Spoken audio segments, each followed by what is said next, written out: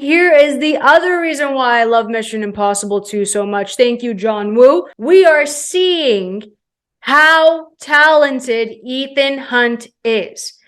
Exactly how much training is under his belt. Hey everyone, welcome back to Candid Cinema. I'm Amanda, otherwise known as AMX ND Reviews on Twitter, Instagram, and Letterboxd. Today I will be reviewing part of my Mission Impossible marathon. I am reviewing John Woo's MI2. That is right. Mission Impossible 2 is one of my favorite Mission Impossible films. I know how many people hate MI2, and I'll tell you why people hate MI2. It is the only one that stands out above the rest, okay? It is so different stylistically because of John Woo. It's a very different film. It doesn't feel like it even belongs in the MI franchise, all right? But it's different, it's fun, it's a lot more fun, and I think what John Woo brought was something that only the early 2000s could have presented in film, because it feels like a very early 2000s flashy, edgy film, and you can see that with every single decision that he made. So here we have a doctor named Vlad who has made a virus, and this scared me because not only did he make a virus, but he made an antivirus at the same time. He made something that could counter the virus to heal people. So the second you have Chimera in your system, it takes 20 hours to get into it and destroy you.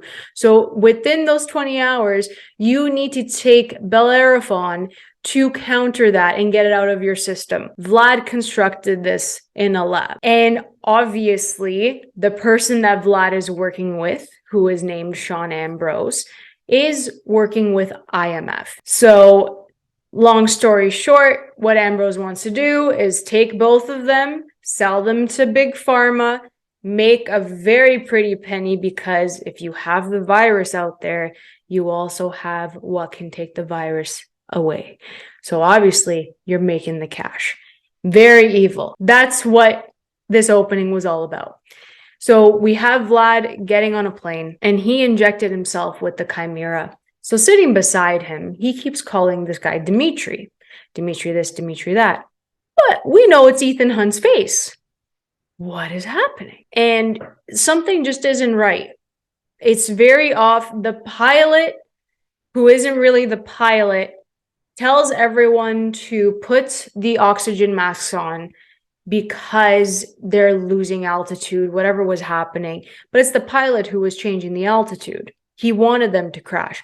But everyone that put on the mask ended up getting infected with Chimera. So Vlad already had injected him. He's not doing well. And this plane is going down. The second that Vlad is kind of knocked out, Ethan Hunt takes off his mask, and it is Sean Ambrose. This opening, the second the plane crashes, it cuts to and travels to a piece of desert, and Tom Cruise is hanging from the side of a mountain. He did that. Beautiful shots. Absolutely gorgeous. I'm someone who likes a long-haired Tom Cruise. I think he looks really good with the long hair. It's a vibe. He looks different. He looks older. He looks like he's seen some things and he's done some stuff. He's trying to get up this mountain. You have a song playing, very unlike anything De Palma did in the first Mission Impossible. So different, but it's very John Woo. If you watch Face Off, you're gonna vibe with MI2, because I absolutely love Face Off. Gets to the top of the mountain, a helicopter shoots like a fake bomb into the ground, and Ethan Hunt goes to pick it up. Here's Anthony Hopkins' voice. Your mission if you choose to accept it. And then he is sent to go get a thief who is played by Thandaway Newton at the time. And he's like, you have to go recruit her. Ethan Hunt had the glasses on to talk to Anthony Hopkins, who's like his new superior. And he's like, well, you were on holiday. Well, if I'm on holiday, why would I tell you? Then it wouldn't be a holiday. Like, I have to constantly be working. He signs off on the glasses, and then the glasses say, this message will self-destruct in 5 seconds. So there's a really cool turn slow-mo shot Ethan Hunt throws the glasses, boom, explosion, theme song comes on, and the Mission Impossible title card is there.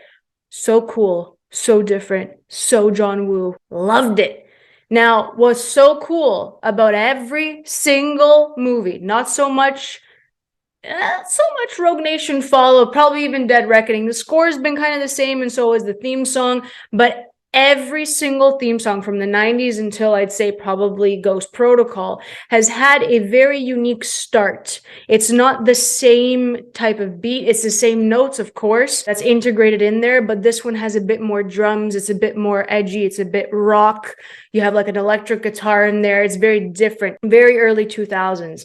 And it feels very hardcore, you know, and I like that little change. Even with the opening credits, within the title card, within the name, you have the beginning, the mythology of what Chimera is, a Bellerophon is, where it started, the mythology that it was pulled from, and you have that within the Mission Impossible logo, obviously foreshadowing what's about to happen, and I really like that. It was perfect. So right after that, we fly straight into, I forgot the location name, to get Thandaway Newton out of there to recruit. And we have some really great slow-mo shots. They're dancing in the area, and Ethan Hunt locks eyes with Naya. She's gorgeous, Thandaway Newton. She's so pretty, but she's very cunning at the same time.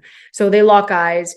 She knows that, you know, this guy's after her for some reason. It doesn't know why. Just has like an ick, has a really weird vibe. So again, John Woo knows how to play with his camera, close-ups, fast cuts, all of that. And as the women are dancing in the middle, you have their like red shawls coming in front of the camera, coming in front of the vision between Ethan and Naya. And then as Naya makes a run for it, because he's obviously distracted, there are really great cuts with the women dancing and Naya running. You see both of their heels simultaneously with these cuts, and she's running away from him because she needs to get this Bulgari necklace.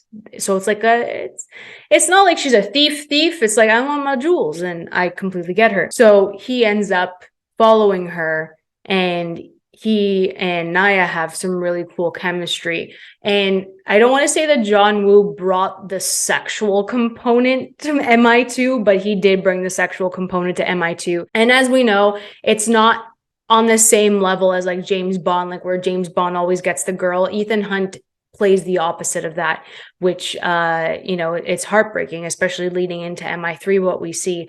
So he plays around with her. They're both very playful while she's trying to get this necklace. And in order for him to recruit her and work with her, he wants to see how talented she is as a thief. So he triggers the alarm, and he knows the owner and all of that. And he just wants to see how quickly she acts on her feet. He wants to recruit her because she did do a fairly good job, but she got pissed at him because she just wanted the necklace. And I love that about her. So Ethan doesn't stop there. He tracks her down, calls her cell phone in her car. They have like a little car chase, car fight, if you really want to see it. First, they had fun, but then there's this wicked slow-mo shot of both cars rotating together, like they're stuck together and they're spinning. And it's so slow-mo that Ethan's looking at Naya, Naya's looking at Ethan, and then she's like, oh my God, I'm gonna fall off this cliff. Like, please, like, don't. So they lock eyes, and then Ethan's like, oh my God, I think I'm in love with her. And then he wants to like stop her. So it's very John Woo, very over the top, exaggerated, and I loved it. He ends up recruiting her, brings her in. After that, after like they sleep together, Anthony Hopkins calls him in, and he tells him why they even wanted Naya in the first place. And Naya used to be in a relationship with Sean Ambrose, which I described before as to what he wanted to do with Chimera, and Ethan Hunt needs to stop Chimera from going global. So the whole plan is that Naya is going to be in a relationship again with Sean Ambrose, and they're going to track her. They put a GPS in her ankle, which is undetectable, so Ethan can always keep track of her and going into Ambrose just to find out what the hell he's doing, what is actually happening with Chimera, what it is, how far they've taken it, where they're going to go, all of that. Here's the thing. The reason why MI2 is different, all right, is that of course, you have the spy element, the undercover element, you have all of that, but you also have a thief on board. The thief on board adds another layer to what spies do differently than thieves.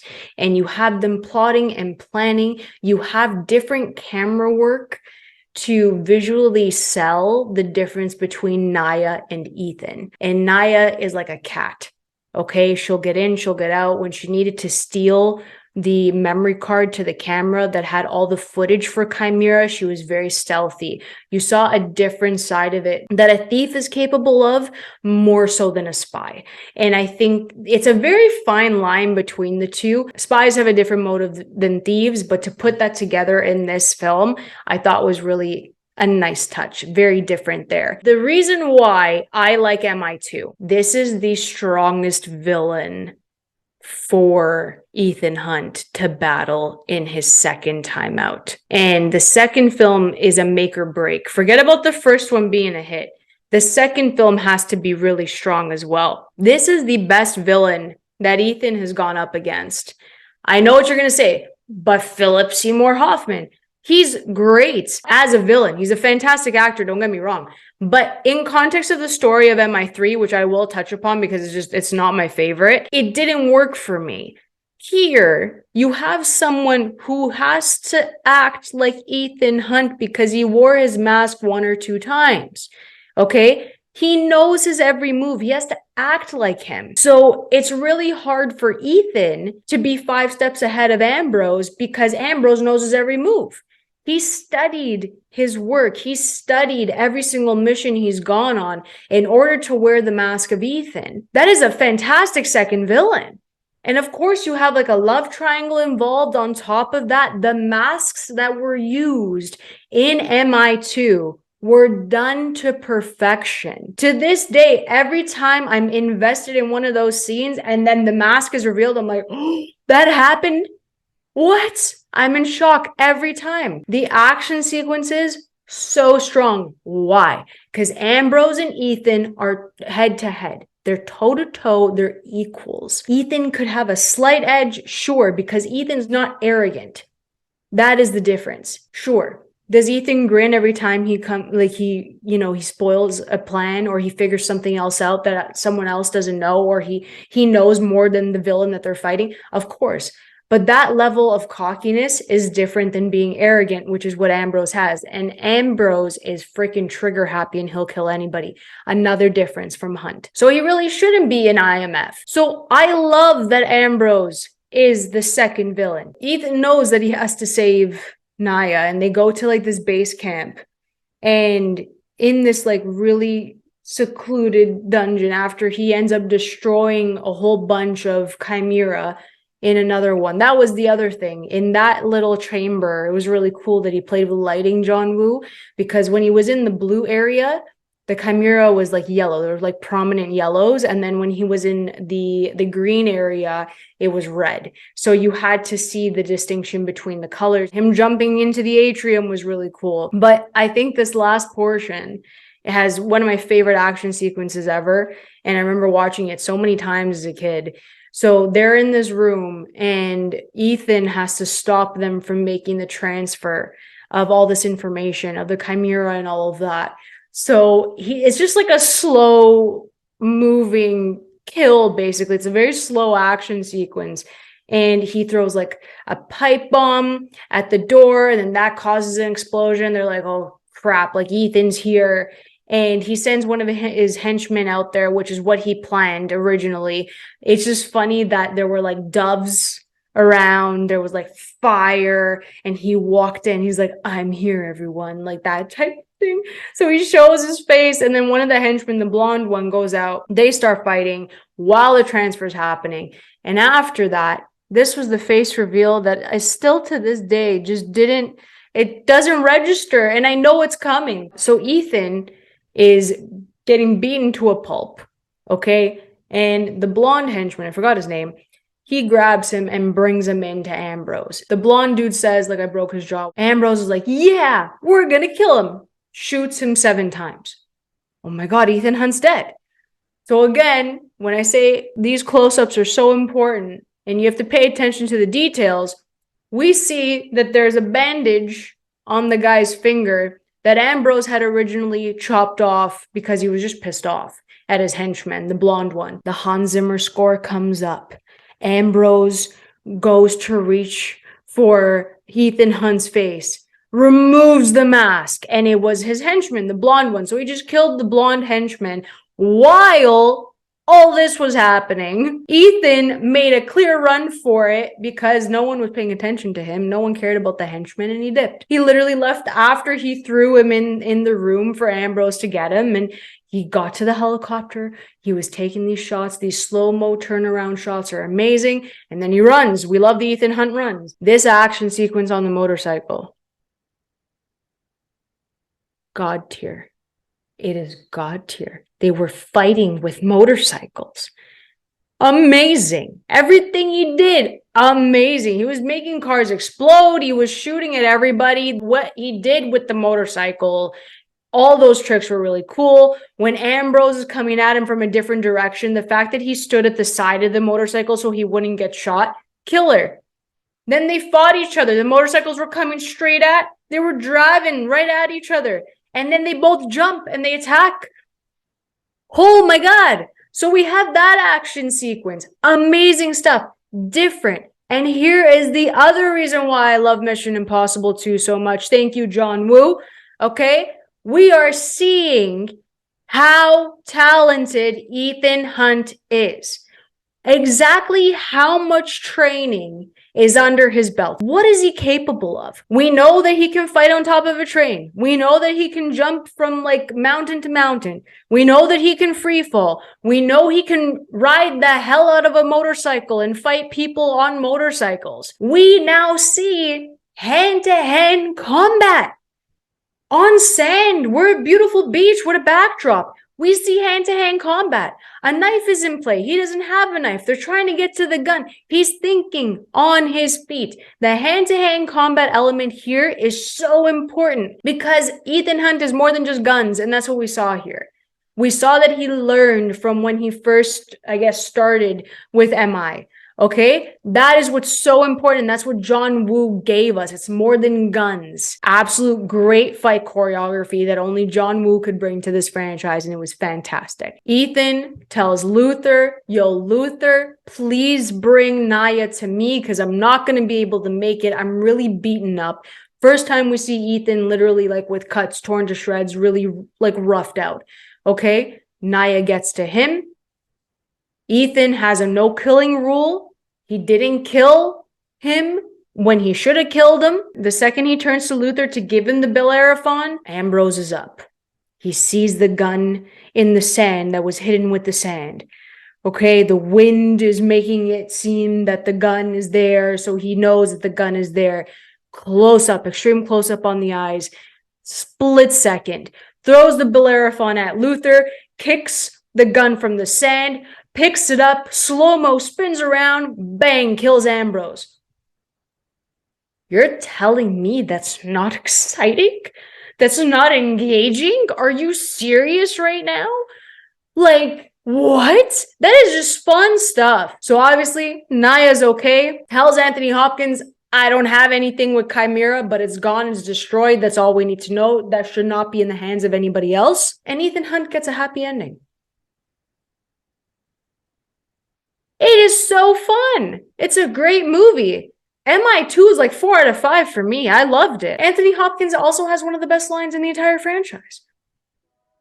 This isn't mission difficult. It's mission impossible. If it was difficult, it wouldn't be that hard for you. Love it. That is hilarious to me. Cheeky. The cheekiness, the banter. Tom Cruise was smiling and vibing as Ethan Hunt. This was great. 4 out of 5 for me. Please let me know in the comments below if you love MI2 just as much as I do. Where is it placed on your ranking? Because I love MI2. If you guys enjoyed this video, please like and subscribe. You can always follow me over at AMX NDA Reviews on Twitter, Instagram, and Letterboxd. And if you guys want to help me grow this wonderful channel, you can find out ways to do that in the bio below. I'll catch you guys next time. Keep watching movies.